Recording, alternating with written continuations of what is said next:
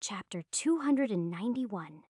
The sun has already hit its high point in the sky and is beginning to fall down toward the horizon. While the sand is still scorching hot, the dry air is starting to cool off as the light rays aren't directly pointing at the top of my head anymore. While walking back through the rolling dunes of the desert to the abandoned village, the sensation I felt earlier keeps relying in the back of my mind. The pressure in my chest and the core overflowing with energy are all I can think about. The more I ponder it, the more similarities it has to the way the wolves were leaking black fog containing trace amounts of refined energy. Demonic wolves seem to have raw energy swirling around inside them, ready to be used as a power source at any moment. My method of use is fairly different. I am able to keep energy in my core in a state of limbo. It is resting between raw and refined. However, once released, it can't be absorbed back inside. I've lived most of my life without a drop of demonic energy in me, so I am sure it is not vital to my survival like the wolves. I am curious if I'd be able to use it in a similar fashion to increase my physical attributes if I mastered my output better. While silently daydreaming about the possibilities of my new discovery, the abandoned village finally comes back into my field of vision. Along with it, the white dome-shaped building up on the hill does too. I do a quick scan of my surroundings and confirm yet again there isn't a single human or monster in sight, other than the beasts lurking deep within the black void to my right side. There is no life for kilometers in this abandoned wasteland. The sun is getting closer to the desert horizon, so I turn to walk back to Solara. We all agreed to meet back at Chester's before sunset, so it is best I break my habit of always being fashionably late. Sometimes I have a good reason for it. Today it would just be unnecessary. I make my trek back through the rolling hills of golden sand. It doesn't take long before the wooden porch of the old man's house comes into view. I make it just in time to see Abby and Maria walking up the steps. As the setting orange sun starts to disappear from the sky, a blue light bursts out from the door as I approach. Fisher's voice yells in a happy tone to those listening inside. Pretty awesome, right? I can control its level of protection on demand now. It is like an extra layer of mana shielding, made from water magic without using up nearly as much energy. I step through the door to see where exactly this blue light is coming from. The swordsman is standing in the middle of the living room, emanating a light blue glow. A thin veil of shielding covers his whole body, and it is visible to the naked eye. Using my all-seeing eye for a closer look, I confirm his words with a smirk and a nod as we make eye contact before speaking up. Not bad. That is your ranked up perk? The water defense you mentioned earlier. My eyes scan it up and down before continuing. I had no idea it could be manipulated to different intensities. Interesting. He smiles and turns to Eri. We found out all kinds of things about our ranked up buffs. There isn't much known about them from my standard education.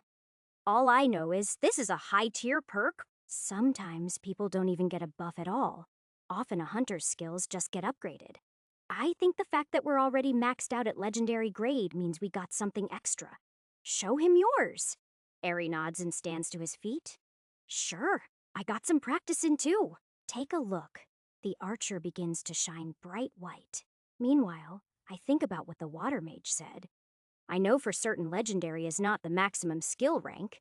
Upgrading further would just require a lot more proficiency points AP. If a hunter's skills can't be upgraded manually, a buff is rewarded. Then again, I received a buff with plenty of points left to use. Maybe it has to do with a hunter's nature. A ranked up perk could be different, depending on the wielder's goals and desires. I give up on my train of thought as Eri begins to materialize white magical objects in his hands. They glisten and shine like his white arrows, but shapeshift from the form of daggers to a large shield, then into a long sword, and finally a fantastic glowing bow. He holds it tight, then lets the object disappear into thin air. Not even mana residue is left behind. It gives off the same reading as when an item is placed into an item box.